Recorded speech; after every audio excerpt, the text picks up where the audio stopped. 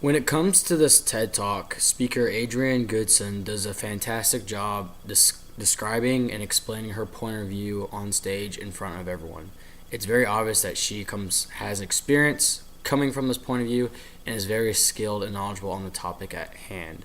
When looking at social movements, changing the world and joining movements is one of the biggest parts of being a part of social movement, and she feels the need that to be able to speak on that knowledgeably.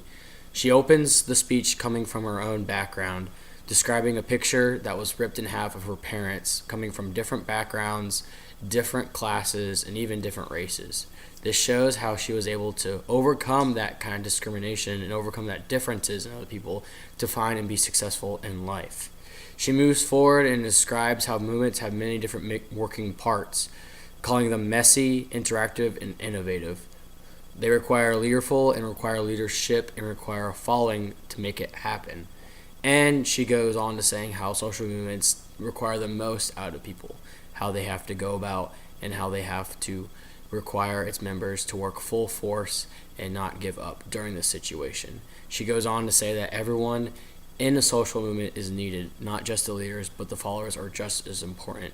And she goes on to describe even further about how everyone is a part of social movements, about how everything you do can be seen as a social movement. And two things I learned from this video include social movements are happening every day.